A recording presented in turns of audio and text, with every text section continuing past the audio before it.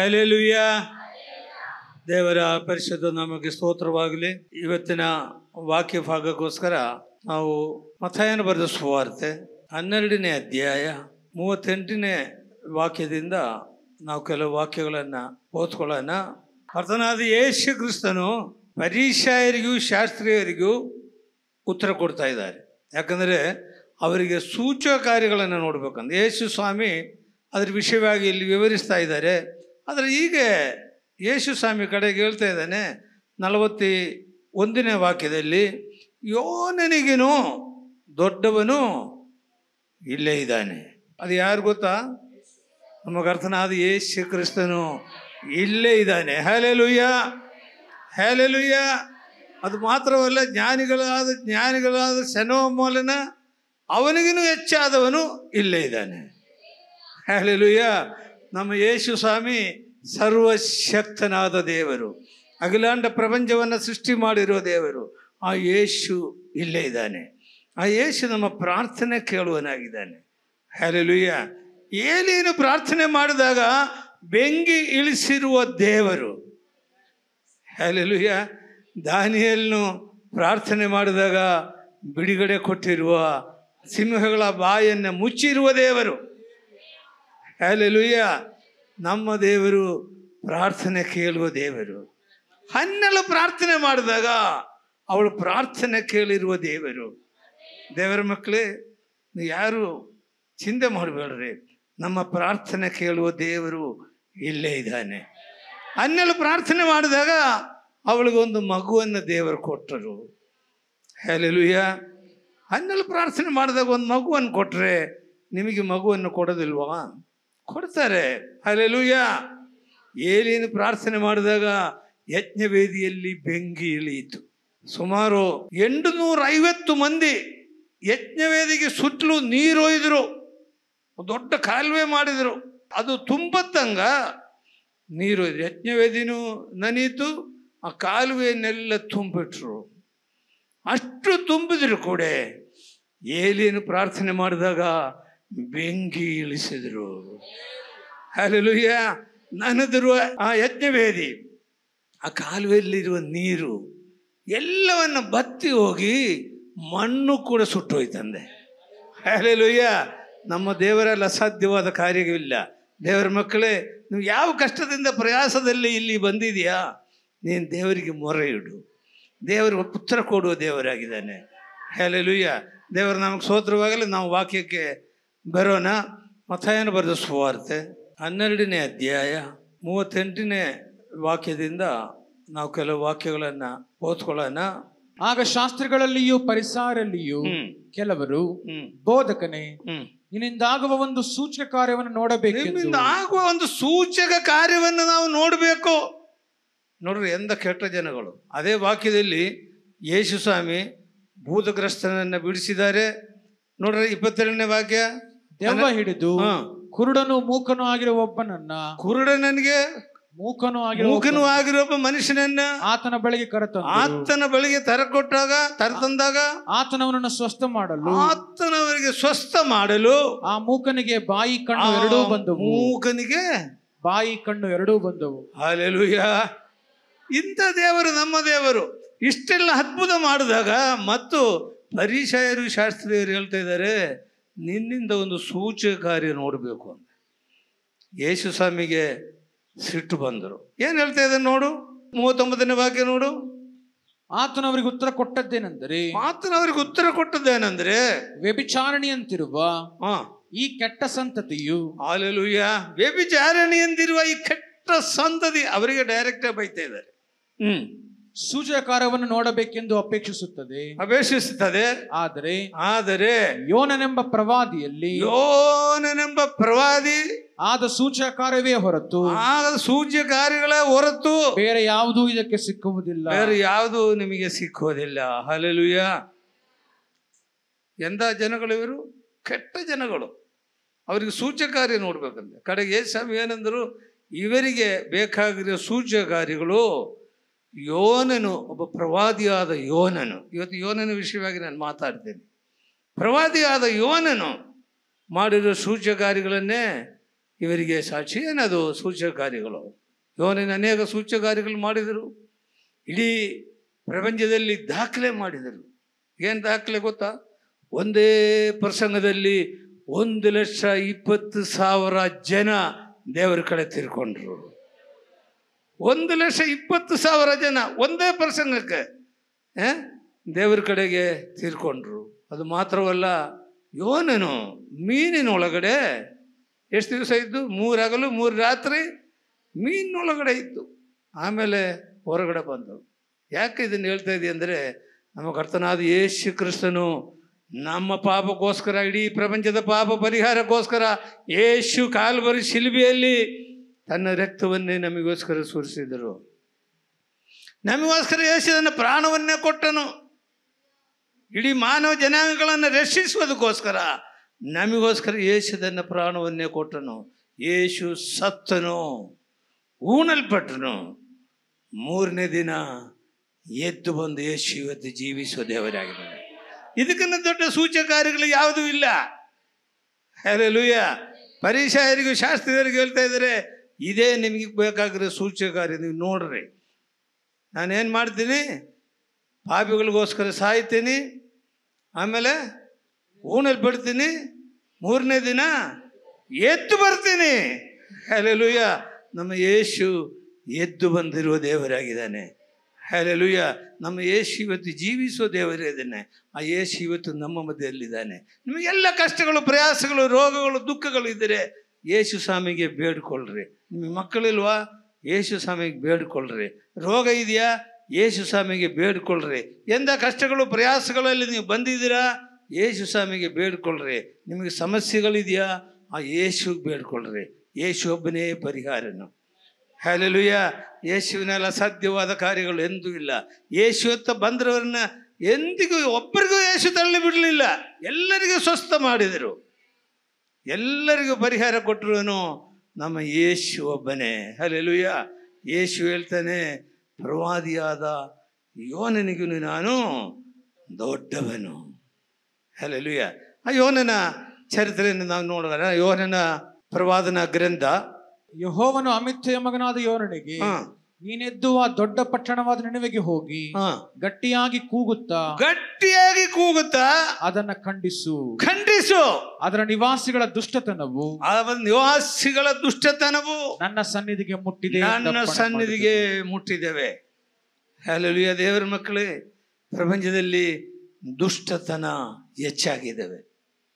ದೇವರು ಒಬ್ಬೊಬ್ಬರನ್ನು ನೇಮಿಸ್ತಾ ಇದ್ದಾರೆ. ಇಲ್ಲಿ ಯೋನನಿಗೆ ನೇಮಿಸಿದ್ದಾರೆ. ಅವರ ದುಷ್ಟತನ ನನ್ನ ಹತ್ರ ಬಂದಿದ್ದಾವೆ, ನೀನು ಹೋಗಿ ಅಲ್ಲಿ ಅವರನ್ನ ಖಂಡಿಸು. ಹಲ್ಲೆಲೂಯ. ಯೋನನೇನು ಮಾಡಿದ್ರು ಗೊತ್ತಾ? ಇವನೊಬ್ಬ ದೀರ್ಘದರ್ಶಿ, ಒಬ್ಬ ಪ್ರವಾದಿ. ಯೋನನು ಯೆಹೋವನ ಸನ್ನಿಧಿಗೆ ತಪ್ಪಿಸಿಕೊಂಡ್ರೆ, ಹಲ್ಲೆಲೂಯ, ನೀ ಪ್ರವಾದಿ ಆಗಿರ್ಬೋದು, ನೀನೊಬ್ಬ ದೇವರು ನಂಬಿರುವ ಒಬ್ಬ ವ್ಯಕ್ತಿ ಆಗಿರ್ಬೋದು, ನೀನು ಸೇವಕನಾಗಿರ್ಬೋದು, ನೀನು ಯೆಹೋವನ ಸನ್ನಿಧಿಯಿಂದ ತಪ್ಪಿಸಿದರೆ ದೇವರು ನಿನ್ನನ್ನು ಬಿಡಲ್ಲ. ಯೋನನೇನು ಮಾಡಿದ್ರು ಗೊತ್ತಾ? ಯೆಹೋವನ ಸನ್ನಿಧಿಯಿಂದ ತಪ್ಪಿಸಿಕೊಂಡು ಹೋಯ್ತು. ದೇವರ ಮಕ್ಕಳೇ, ತಪ್ಪಿಸ್ಬೇಡ್ರಿ. ಹಲ್ಲೆಲೂಯ. ಹೊಸ ಒಡಂಬಡಿಕೆಯಲ್ಲಿ ಯೇಸುಸ್ವಾಮಿ ಒಬ್ಬ ಸಾಮ್ಯ ಹೇಳ್ತಾ ಇದ್ದಾನೆ. ತಪ್ಪಿ ಹೋದ ಮಗ ಅವನ ತಂದೆಯಿಂದ ತಪ್ಪಿಸಿಕೊಂಡು ಹೋಗ್ಬಿಟ್ಟ. ಕಡೆಗೆ ಹಂದಿಗೂಡಲ್ಲಿ ಹೋಗಿ ವಾಸ ಮಾಡಿದ. ಕಡೆಗೆ ತಂದೆಗೆ ಜ್ಞಾಪಕ ಮಾಡಿ ಅವನು ವಾಪಸ್ ಬಂದರು. ತಪ್ಪಿ ಹೋದವನು ಯಾವ ರೀತಿ ವಾಪಸ್ ಬಂದನೋ, ಯೋನನು ಕೂಡ ಇವನೇನು ಮಾಡಿದ್ರು ಗೊತ್ತಾ? ತಪ್ಪಿ ಹೋಗಿ ನಿನವೆಗೆ ಹೋಗೋದಕ್ಕೆ ಬದಲು ತರ್ಷೀಷ್ ಎಂಬ ಊರಿಗೆ ಹೋಗುವ ಒಬ್ಬ ಹಡಗಿನಲ್ಲಿ ಹತ್ಕೊಂಡ. ದೇವರ ಮಾತಿಗೆ ನೀನು ಅವಿಧೇಯನಾದರೆ ನೀನು ಎಲ್ಲೋದ್ರೂ ಸರಿ ಹೋಗಲ್ಲ. ಇವನೇನು ಮಾಡಿದ್ರು? ಹಡಗಿನಲ್ಲಿ ಕಾಲಿಟ್ರು, ಹೋಗಿ ಅದರದ ಕೆಳಗಡೆ ಹೋಗಿ ಮಲ್ಕೊಂಬಿಟ್ಟ. ಇವನೊಬ್ಬನಿಂದ ಹಡಗೇನಾಯಿತು? ಅಲ್ಲಲ್ಲಿ ಕಲ್ಲೋಲವಾಯಿತು. ಸಮುದ್ರ ಅಲ್ಲಲ್ಲಿ ಕಲ್ಲೋಲವಾಯಿತು. ಹಡಗು ಮುಳುಗುವಷ್ಟು ಪರಿಸ್ಥಿತಿ ಬಂದವು. ಎಲ್ಲ ಸಾಮಾನುಗಳೆಲ್ಲ ಎತ್ತಿ ಹೊರಗಡೆ ಹಾಕಿದರು. ಆದರೆ ಅದರಲ್ಲಿರುವ ಸಾಮಾನ ಹಡಗಕ್ಕೆ ಭಾರವಾಗಿರಲಿಲ್ಲ. ಮತ್ತು ಯಾರು ಭಾರವಾಗಿದ್ರು ಗೊತ್ತಾ? ಯೋನನೇ ಭಾರ. ದೇವ್ರ ಮಕ್ಕಳು, ನೀವು ಭೂಮಿಗೆ ಭಾರವಾಗಿದ್ದೀರಾ? ಯೋನನು ಯಾವ ರೀತಿ ಹಡಗಿನಲ್ಲಿ ಭಾರವಾಗಿದ್ದೀರೋ ನೀನು ಭೂಮಿಗೆ ಭಾರವಾಗಿದೆಯಾ? ಇಲ್ಲ, ದೇವ್ರ ಕಡೆ ತಿರ್ಕೊಳ್ರಿ, ದೇವ್ರ ಕಡೆ ತಿರ್ಕೊಳ್ರಿ. ದೇವರು ನಿನ್ನನ್ನು ರಕ್ಷಿಸ್ತಾನೆ. ಭೂಮಿಗೆ ಭಾರವಾಗಿ ಜೀವಿಸಿದರೆ ಏನು ಉಪಯೋಗ ಆಗಲ್ಲ. ಸತ್ಯ ದೇವರನ್ನ ಕಂಡುಕೊಂಡು, ನಿಜ ದೇವರನ್ನ ಕಂಡುಕೊಂಡು ನಾವು ಜೀವಿಸಿದರೆ ನೀನು ಭೂಮಿಗೆ ಭಾರವಾಗಲ್ಲ. ಯಾವಾಗ ಭಾರವಾಗಲ್ಲ ಗೊತ್ತಾ? ನೀನು ಮೊದಲ ದೇವರ ಕಡೆ ತಿರ್ಕಬೇಕು, ರಕ್ಷಣೆ ಹೊಂದಬೇಕು. ಅದು ಮಾತ್ರವಲ್ಲ, ನೀನು ದೇವರಿಗೆ ಪ್ರಯೋಜನಕರವಾದ ಒಂದು ಪಾತ್ರೆಯಾಗಿ ನೀನು ಮಾರ್ಪಡಬೇಕು. ಆವಾಗ ನೀನು ಭೂಮಿಗೆ ಭಾರವಾಗಿರಲ್ಲ. ಇಲ್ಲಿ ಯಾರು ಭಾರವಾಗಿದ್ದರು? ಎಷ್ಟು ಸಾಮಾನುಗಳು, ಎಷ್ಟು ದೊಡ್ಡ ದೊಡ್ಡ ಅದರಲ್ಲಿ ಎಲ್ಲೆಲ್ಲಿ ಕಡೆಗೆ ದವಸ ಧಾನ್ಯಗಳು ಸಮೇತ ಎತ್ತಿ ಸಮುದ್ರಕ್ಕೆ ಹಾಕಿದ್ರು ಕೂಡ ಸಮುದ್ರವನ್ನು ಸುಮ್ಮನೆ ಇರಲಿಲ್ಲ. ಹಲ್ಲೆಲೂಯಾ. ಹಾಗಾದರೆ ಭೂಮಿಗೆ ಭಾರ ಯಾರ್ರಿ? ಯೋನನೇ ಭೂಮಿಗೆ ಭಾರ. ನೀನು ಯೋಚನೆ ಮಾಡ್ರಿ, ನಾವು ಯಾರಿಗೆ ನಿಮ್ಮ ಕುಟುಂಬಕ್ಕೆ ನೀವು ಭಾರವಾಗಿದ್ದೀರಾ? ನಿಮ್ಮ ದೇಶಕ್ಕೆ ನೀವು ಭಾರವಾಗಿದ್ದೀರಾ? ಭೂಮಿಗೆ ನೀನು ಭಾರವಾಗಿದ್ದೀರಾ? ದೇವ್ರ ಕಡೆಗೆ ತಿರ್ಕೊಳ್ರಿ. ಇವನೇನು ಮಾಡಿದ್ರು ಗೊತ್ತಾ? ಹಡಗಕ್ಕೆ ಭಾರವಾಗಿದ್ದ. ಅವರೆಲ್ಲ ಪ್ರಾರ್ಥನೆ ಮಾಡ್ತಾ ಇದ್ದಾರೆ, ಅನ್ಯ ಜನರು ಪ್ರಾರ್ಥನೆ ಮಾಡ್ತಾ ಇದ್ದಾರೆ ಅವರವ್ರ ದೇವರುಗಳಿಗೆ. ಕಡೆಗೆ ಇವನ ಹತ್ರ ಬಂದು, ಎದ್ದಳಪ್ಪ, ನಿನ್ನ ದೇವರಿಗೆ ನೀನು ಪ್ರಾರ್ಥನೆ ಮಾಡು.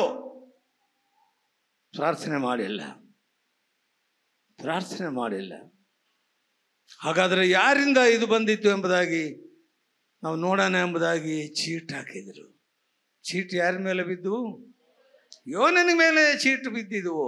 ಅವನಿಗೆ ಹೋಗಿ ಕೇಳಿದ್ರು, ನೀನು ಯಾರಪ್ಪ? ನೀನು ಎಲ್ಲಿಂದ ಬಂದಿದ್ಯಾ? ನೀನು ಯಾರೋ?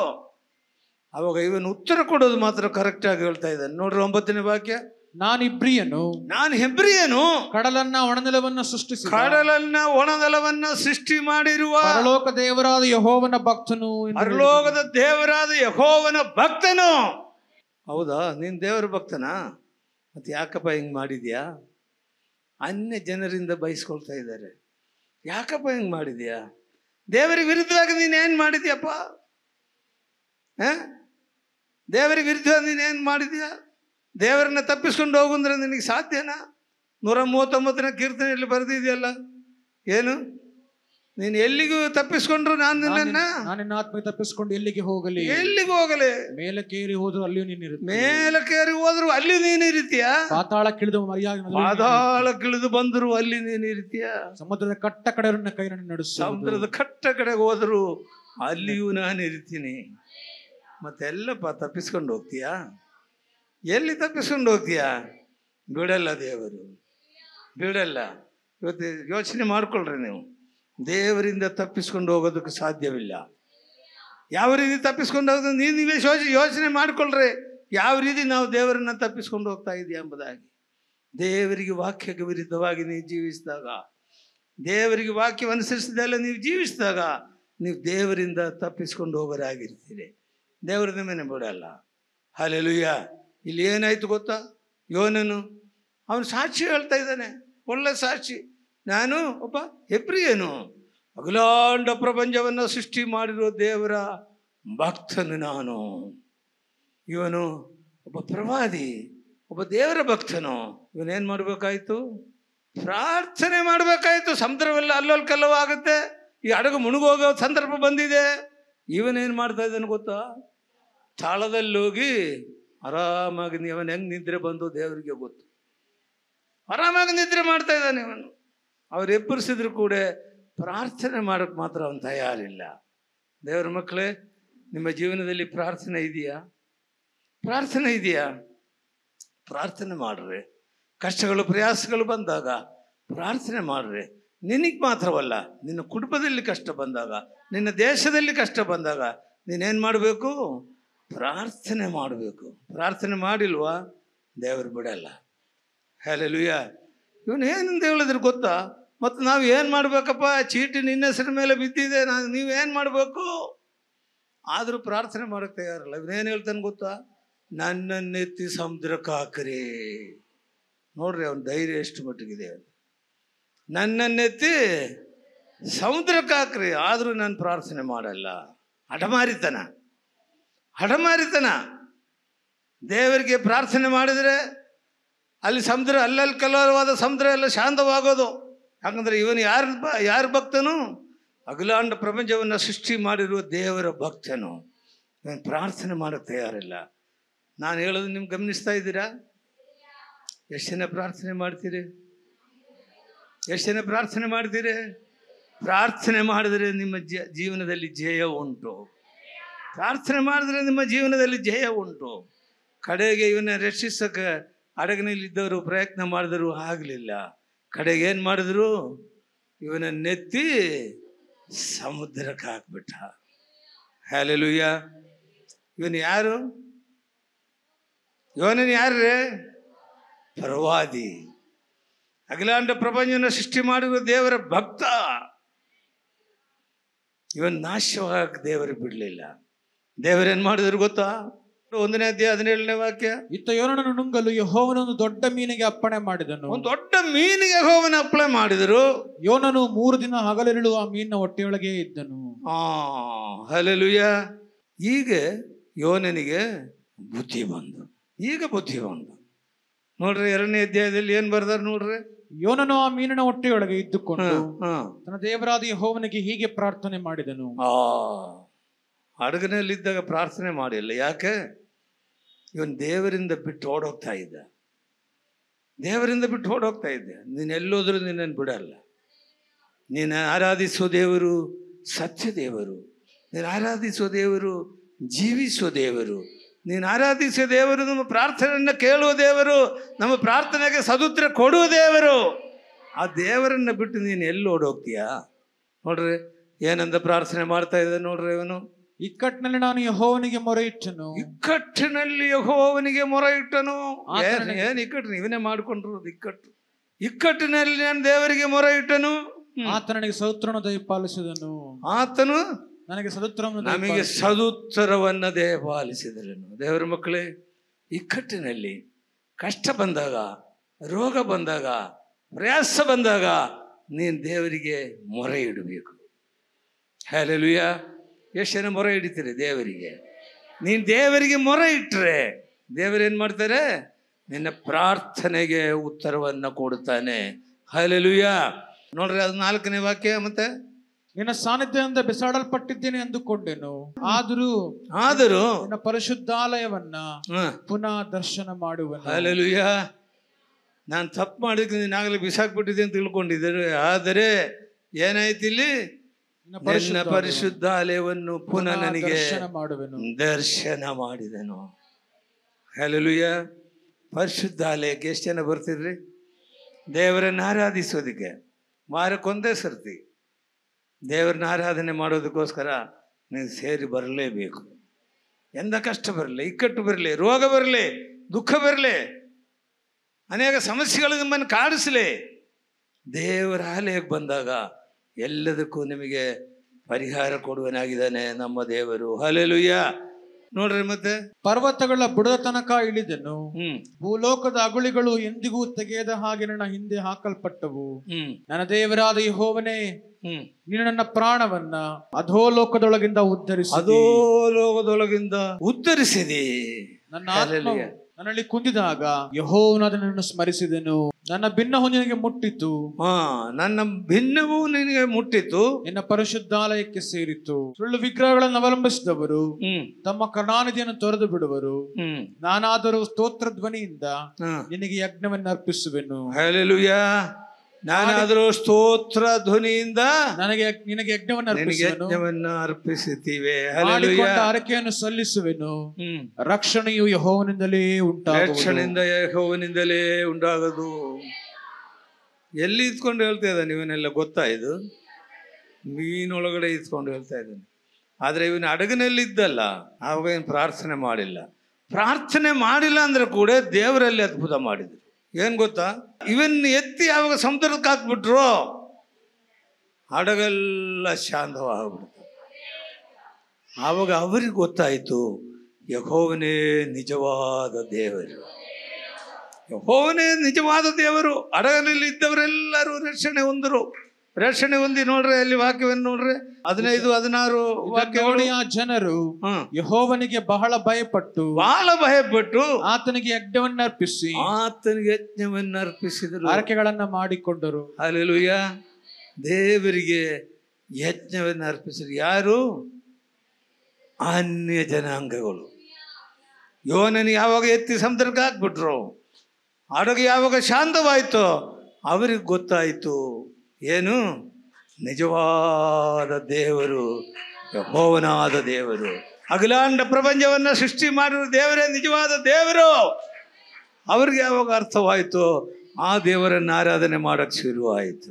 ಯೋನನ ಮೂಲಕವಾಗಿ ಹಡಗಿನಲ್ಲಿದ್ದವರೆಲ್ಲ ರಕ್ಷಣೆ ಹೊಂದಿತ್ತು, ಅವ್ರ ದೇವರನ್ನು ಆರಾಧನೆ ಮಾಡೋಕ್ಕೆ ಶುರುವಾಯಿತು. ಆದರೆ 2ನೇ ಅಧ್ಯಾಯದಲ್ಲಿ ಬಂದಾಗ ಮೀನೊಟ್ಟೊಳಗಡೆ ಇದ್ಕೊಂಡು ಇವನೇನು ಮಾಡ್ತಾ ಇದ್ದಾನೆ? ಪ್ರಾರ್ಥನೆ ಮಾಡ್ತಾ ಇದ್ದಾನೆ. ಹಲ್ಲೆಲೂಯ. ಪ್ರಾರ್ಥನೆ ಮಾಡಿ ಮತ್ತೆ ಇವನೇನು ಮಾಡ್ತಾನೆ? ಆರಾಧನೆ ಕೂಡ ಮಾಡ್ತಾನೆ. ನೋಡ್ರಿ 8ನೇ ವಾಕ್ಯ ನೋಡ್ರಿ, ಏನು ಮಾಡ್ತಾನೆ ಅಂದ? ನಾನಾದರೂ ಸ್ತೋತ್ರ ಧ್ವನಿಯಿಂದ ನಿನಗೆ ಯಜ್ಞವನ್ನು ಅರ್ಪಿಸುವ. ಮೀನೊಳಗಡೆ ಇದ್ಕೊಂಡು ಆರಾಧನೆ, ಮೀನೊಳಗಡೆ ಇದ್ಕೊಂಡು ಆರಾಧನೆ. ಅವನಿಗೆ ಯೋನನಿಗೆ ಬುದ್ಧಿ ಬಂದ್ಬಿಡ್ತು, ಹಿಂಗಿದ್ರೆ ನಾನೇನೂ ಇಲ್ಲ, ಇಲ್ಲೇ ಸತ್ತು ಹೋಗ್ಬಿಡ್ತೀನಿ. ದೇವರಿಗೆ ಪ್ರಾರ್ಥನೆ ಮಾಡಿದರು, ಅಲ್ಲೇ ಆರಾಧನೆ ಮಾಡಿದರು. ದೇವರೇನು ಮಾಡಿದ್ರು ಗೊತ್ತಾ? ಮೀನಿಗೆ ಅಪ್ಪಣೆ ಕೊಟ್ಟರು. ಮೊದಲೊಂದು ಸರ್ತಿ ಅಪ್ಪಣೆ ಕೊಟ್ಟಿದ್ದ, ಯೋನನೀಗ ಬರ್ತಾನೆ, ನೀನು ಹೋಗಿ ಬಾಯಿ ತಗೊಂಡು ನಿಂತ್ಕೋ, ಅವರೆತ್ತಿ ಸಮುದ್ರಕ್ಕೆ ಹಾಕ್ತಾನೆ, ಸಮುದ್ರಕ್ಕೆ ಬೀಳದಂಗೆ ನೀನು ಬಾಯೊಳಗಡೆ ಬೀಳಬೇಕು.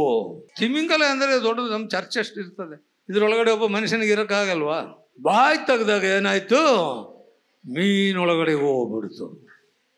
ಈಗ ಮತ್ತೇನು ಮಾಡ್ತಾ ಇದ್ದಾನೆ? ಮೀನಿಗೆ ಅಪ್ಪಣೆ ಕೊಡ್ತಾ ಇದ್ದಾನೆ. ನೋಡ್ರಿ 10ನೇ ವಾಕ್ಯ, ಯೆಹೋವನು ಮೀನಿಗೆ ಅಪ್ಪಣೆ ಮಾಡಲು ಅದು ಯೋನನನ್ನ ಒಣನೆಲದಲ್ಲಿ ಕಾರಿ ಬಿಟ್ಟಿತ್ತು. ಅದು ಯೋನನನ್ನ ಒಣನೆಲದಲ್ಲಿ ಕಾರಿ ಬಿಟ್ಟು. ಯೋನನನ್ನ ಎಲ್ಲಿ ಕಾರ್ತಂದೆ? ಒಣನೆಲದಲ್ಲಿ, ಸಮುದ್ರದಲ್ಲ, ಎಲ್ಲಿ? ಒಣನೆಲದಲ್ಲಿ ಕಾರ್ತಿತ್ತು. ಯೋನನ್ ಎಲ್ಲಿಂದ ಪ್ರಾರಂಭವಾಯಿತು ಗೊತ್ತಾ? ಯೋಪೆ. 1ನೇ ಅಧ್ಯಾಯದಲ್ಲಿ ನೋಡ್ರಿ, ಯೋಪೆಯಿಂದ ಪ್ರಾರಂಭವಾಯಿತು. ಈಗ ಎಲ್ಲಿ ಬಂದು? ನಿನವೇಗೆ ಬಂದು. ಮೀನು ಎಷ್ಟು ಓಡಿದ್ರೆ ಗೊತ್ತಾ? ಸುಮಾರು 1000 ಕಿಲೋಮೀಟ್ರು ಸಮುದ್ರದಡಿಯಿಂದ ಬರ್ರಂದು ಹೋಗ್ತಾ ಇದೆ ಮೀನು. ಸಮುದ್ರ ದಾಟಿ ನಿನವೇ ಪಕ್ಕದಲ್ಲಿ ಸಮುದ್ರ ಇಲ್ಲ, ಟೈಗ್ರಸಿಸ್ ನದಿ ಇದ್ದಾವೆ, ಟೈಗ್ರಸಿಸ್ ನದಿ. ಆ ಮೀನೇನು ಮಾಡಿದ್ರು? ಸಮುದ್ರ ಆದಮೇಲೆ ಟೈಗ್ರಸಿಸ್ ನದಿಗೆ ಹೋದ. ನದಿಗೆ ಹೋಗಿ ನಿನವೇ ದಡಕ್ಕೆ ಕಾರ್ಬಿಟ್ಟ. Hallelujah, hallelujah. ದೇವರಿಂದ ಅದ್ಭುತ ದೇವರ್ರಿ. ಮೀನಿಗೆ ಅಪ್ಪಣೆ ಕೊಟ್ಟರು. ಇವನು ಎಲ್ಲಿಗೆ ಹಡಗೆತ್ತಬೇಕಾಯ್ತು? ನಿನವೇಗೆ ಎತ್ತಬೇಕಾಯ್ತು. ಎಲ್ಲಿಗೆ ಎತ್ತಿದ್ರು? ತಾರ್ಷೀಸಿಗೆ ಎತ್ತಿದ್ರು. ಕಡೆಗೆ ದೇವರು ಇವನಿಗೆ ಎಲ್ಲಿ ಕರ್ಕೊಂಬಂದ? ದೇವ್ರ ಮಕ್ಕಳೇ, ನೀವು ಎಲ್ಲಿ ಪಾಠ ಕಲ್ತ್ಕೊಳ್ರಿ. ನೀವಿದು ದೇವರನ್ನ ಬಿಟ್ಟು ಹೋಗ್ಬೇಡ್ರಿ, ದೇವರನ್ನ ಬಿಟ್ಟು ಓಡ್ಬೇಡ್ರಿ. ಬಿಟ್ಟು ಹೋದರೆ ಅನೇಕ ಕಷ್ಟಗಳು ಅನುಭವಿಸ್ಬೇಕಾಗತ್ತೆ. ಮೀನೊಟ್ಟಗಳಿಂದ ಎಷ್ಟೊಂದು ಅನುಭವಿಸಿರ್ಬೋದು. ಕಡೆಗೆ ಏನಾಯಿತು? ಒಣನೆಲದಲ್ಲಿ ಕಾರು ಬಿಟ್ಟ. ದೇವರು ಸರ್ವಶಕ್ತನಾದ ದೇವರು. ಹಲ್ಲೆಲೂಯ. ಒಣನೆಲದಲ್ಲಿ ಕಾರಿದ ಮೇಲೆ ಏನಾಯ್ತು ನೋಡ್ರಿ? ನಂತರ ಯೆಹೋವನು ಯೋನನಿಗೆ, ನೀನೆದ್ದು ಆ ದೊಡ್ಡ ಪಟ್ಟಣವಾದ ನಿನವೆಗೆ ಹೋಗಿ ನಾನು ನಿನಗೆ ಪ್ರಕಟಿಸುವುದರಲ್ಲಿ ಸಾರು ಎಂದು 2ನೇ ಸಲ ಅಪ್ಪಣೆ ಮಾಡಿದನು. 2ನೇ ಸರ್ತಿ ಅಪ್ಪಣೆ ಮಾಡ್ತಾ ಇದ್ದಾನೆ. ನಾನು ನಿನಗೆ ಏನು ಹೇಳ್ತೇನೋ ಅದನ್ನಲ್ಲಿ ಸಾರಪ್ಪ. ನಿನವೆ ಪಟ್ಟಣ ಅಂದರೆ ಸಾಮಾನ್ಯ ಪಟ್ಟಣವಲ್ಲ. 3 ದಿವಸ ನಡ್ಕೊಂಡು ಹೋದ್ರೇ ಒಂದು ಕಡೆಯಿಂದ ಒಂದು ಕಡೆಗೆ ಹೋಗಕ್ಕೆ ಸಾಧ್ಯ. ಎಷ್ಟೊಂದು ದೊಡ್ಡ ಪಟ್ಟಣವಾಗಿರ್ಬೋದು. ನಮ್ಮ ಬೆಂಗಳೂರು ಪಟ್ಟಣವೆಲ್ಲ ಅದ್ರ ಮುಂದೆ ಏನೂ ಇಲ್ಲ. ಅಷ್ಟು ದೊಡ್ಡ ಪಟ್ಟಣ ನಿನವೆ ಪಟ್ಟಣ. ಹಲ್ಲೆಲೂಯ. ಎಷ್ಟು ಜನ ವಾಸ ಇದ್ದಾರೆ ಅಲ್ಲಿ? 1,20,000 ಜನ. ಹಲ್ಲೆಲೂಯ. ಯೋನನೇನು ಇಲ್ಲ, ಒಂದು ದಿವಸ ನಡ್ಕೊಂಡು ಹೋದ. ಟೌನ್ ಒಳಗಡೆ ನಡ್ಕೊಂಡು ಹೋಗ್ಬಿಟ್ಟು ಒಂದೇ ಒಂದು ಪ್ರಸಂಗ. ಹಲ್ಲೆಲೂಯ. ಜನರೆಲ್ಲ ಮಾನಸಾಂತರ ಹೊಂದಿದ್ರು. ಅವರೇನು ಮಾಡಿದ್ರು ಗೊತ್ತಾ? ಉಪವಾಸ ಪ್ರಾರ್ಥನೆ ಮಾಡಿದರು. ನಾವಿನ್ನು ಉಳಿಯೋ ಮಟ್ಟವಿಲ್ಲ. ಸರ್ವಶಕ್ತನಾದ ದೇವರು ನಮ್ಮನ್ನು ತಗಿಯಿಂದ ಹೇಳಿದ್ದಾರೆ ನೋಡಿ. ಯೋನನಿಗೆ ಏನು ಹೇಳಿದಾರೆ ನೋಡ್ರಿ 4ನೇ ವಾಕ್ಯ. 40 ದಿವಸಗಳಾದ ಮೇಲೆ ಹ್ಮ್. ನಿನವೆಯು ಕೆಡವಲ್ಪಡುವುದು ಎಂದು ಸಾರತೊಡಗಿದನು. ನಿನವೆಯು ಕೆಡವಲ್ಪಡುವುದು. ನಿಮ್ಮ ಪಟ್ಟಣವೆಲ್ಲ ಕೆಡುತ್ತದೆ. 40 ದಿವಸ ಟೈಮ್ ಯೋನನ ಪ್ರಸಂಗ ಮಾಡ್ತಾ ಇದ್ದಾರೆ. ಇನ್ನು 40 ದಿವಸ ಮರ್ಯಾದೆಯಾಗಿ ರಕ್ಷಣೆ ಹೊಂದ್ಕೋ, ಇಲ್ಲ ಅಂದ್ರೆ ಪಟ್ಟಣವೆಲ್ಲ ಕೆಡವಲ್ಪಡ್ತದೆ, ನೀವು ಯಾರು ಉಳಿಯಲ್ಲ. ಕಡೆಗೆ ಜನರೆಲ್ಲ ಏನ್ ಮಾಡಿದರು? ಉಪವಾಸದಿಂದ ಪ್ರಾರ್ಥನೆ ಮಾಡಿದರು. ರಾಜನು ಕೂಡ ಉಪವಾಸದಿಂದ ಪ್ರಾರ್ಥನೆ ಮಾಡಿದರು. ಇಷ್ಟು ಜನ, 1,20,000 ಜನ ಉಪವಾಸದಿಂದ ಪ್ರಾರ್ಥನೆ ಮಾಡಿದಾಗ ದೇವರು ಪ್ರಾರ್ಥನೆಯನ್ನ ಕೇಳಿದರು. ಹಲ್ಲೆಲೂಯಾ. ದೇವರು ಪ್ರಾರ್ಥನೆಯನ್ನ ಕೇಳಿದರು. 1,20,000 ಜನ ಒಂದೇ ಪ್ರಸಂಗಕ್ಕೆ ರಕ್ಷಣೆ ಹೊಂದಿದರು. ದೇವರು ಆ ಪಟ್ಟಣಕ್ಕೆ ಬರಬೇಕಾಗಿರುವ ನಾಶವನ್ನು ದೇವರು ಬಿಡುಗಡೆ ಕೊಟ್ಟನು. ಹಲ್ಲೆಲೂಯಾ. ದೇವರ ಮಕ್ಕಳೇ, ನಮಗೆ ಬೇಕಾಗಿರೋದು ಅದಲ್ಲ, ಅವರಿಗೆ ಬಿಡುಗಡೆ ಕೊಟ್ಟಂಗೆ ದೇವರು ನಮಗೆ ಕೂಡ ಬಿಡುಗಡೆ ಕೊಟ್ಟಿದ್ದಾರೆ. ನಾವು ಕೂಡ ಕಷ್ಟದಲ್ಲಿ, ಪ್ರಯಾಸದಲ್ಲಿ, ರೋಗದಲ್ಲಿ, ದುಃಖದಲ್ಲಿ ಇದ್ದಾಗ, ದೇವರನ್ನ ಅರಿದಲ್ಲೇ ಜೀವಿಸಿದಾಗ ಯಾವಾಗಲೂ ನಾವು ಈ ಪ್ರಪಂಚ ಬಿಟ್ಟು ಹೋಗಬೇಕಾಯಿತು. ಹಲ್ಲೆಲೂಯಾ. ಅನೇಕರು ಆತ್ಮಹತ್ಯೆ ಮಾಡ್ಕೋಬೇಕಾಯಿತು. ಅನೇಕರು ಬೇರೆ ಬೇರೆ ಕಾಯಿಲೆ ಕಷ್ಟಗಳಿಂದ ಪ್ರಪಂಚ ಬಿಟ್ಟು ಹೋಗಬೇಕಾಯಿತು. ಆದರೆ ದೇವರು ನಮ್ಮ ಜೊತೆಯಲ್ಲಿರೋದಕ್ಕೆ ನಾವು ಇವತ್ತು ಉಳ್ಕೊಂಡಿದ್ದೀವಿ. ನಾವು ಉಳಿದಿರೋದು ದೇವರ ಕೃಪೆಯಿಂದಲೇ. ನಾವು ಉಳಿದಿರೋದು ದೇವರ ಕೃಪೆಯಿಂದಲೇ. ಎಷ್ಟು ಜನ ನಂಬ್ತೀರಿ ಇದನ್ನು? ದೇವರ ಕೃಪೆ ಇಲ್ಲ ಅಂದರೆ ನಾವು ಒಬ್ಬರು ಇಲ್ಲಿ ಉಳಿತಿದ್ದಿಲ್ಲ. 1,20,000 ಜನ ಯಾವ ರೀತಿ ರಕ್ಷಣೆ ಹೊಂದಿದಿರೋ ಒಂದೇ ಪ್ರಸಂಗಕ್ಕೆ. ಅದು ಮಾತ್ರವಲ್ಲ, ದೇವರು ಪ್ರವಾದಿಯಾದ ಯೋನನಿಗೂ ಕೂಡ ಏನು ಕಲಿಸಿದ್ರು? ಬುದ್ಧಿ ಕಲಿಸಿದರು. ಇನ್ಮೇಲೆ ನನ್ನನ್ನು ಬಿಟ್ಟು ಹೋಗ್ತೀಯಾ ನೀನು? ನನ್ನನ್ನು ಬಿಟ್ಟು ಹೋಗ್ತೀಯಾ? ದೇವ್ರ ಯೋನನ್ ಕೇಳ್ತಾ ಇದ್ದಾನೆ. ಹೋದ್ರೆ ಏನು ಮಾಡ್ತಾರೆ? ಮೀನು ನುಗ್ಗು ಬಿಡ್ತದೆ ನಿನ್ನನ್ನು. ಮೀನು ನುಗ್ಗು ಬಿಡ್ತದೆ. ಕಷ್ಟಗಳಲ್ಲಿ, ಪ್ರಯಾಸದಲ್ಲಿ ಬಂದಾಗ ಮೀನೊಟ್ಟೊಳಗಡೆಯಿಂದ ಅಲ್ಲಿಂದ ಬಿಡುಗಡೆ ತಂದು ಯೋನನಿಗೆ ಪ್ರವಾದಿಯನ್ನಾಗಿ ಮಾರ್ಪಟ್ಟರು. ದೇವರ ಮಕ್ಕಳ ಕಷ್ಟದಲ್ಲಿ, ಪ್ರಯಾಸಗಳು ಬಂದಾಗ ದೇವರಿಗೆ ಮೊರೆ ಇಡ್ರಿ. ಆದರೆ ಒಂದು ವಿಷಯ ಮರಿಬೇಡ್ರಿ, ದೇವರನ್ನ ಬಿಟ್ಟು ಓಡೋಗ್ಬೇಡ್ರಿ. ಅಖಿಲಾಂಡ ಪ್ರಪಂಚವನ್ನು ಸೃಷ್ಟಿ ಮಾಡಿರು ದೇವರು. ಆ ದೇವರನ್ನ ಬಿಟ್ಟು ಓಡೋಗ್ಬೇಡ್ರಿ. ಓಡೋದ್ರೆ ನಿನ್ನನ್ನು ಬಿಡಲ್ಲ ದೇವರು, ನಿನ್ನನ್ನು ಬಿಡಲ್ಲ. ಹಲ್ಲೆಲೂಯಾ. ನಿನ್ನನ್ನು ಬಿಡಲ್ಲ.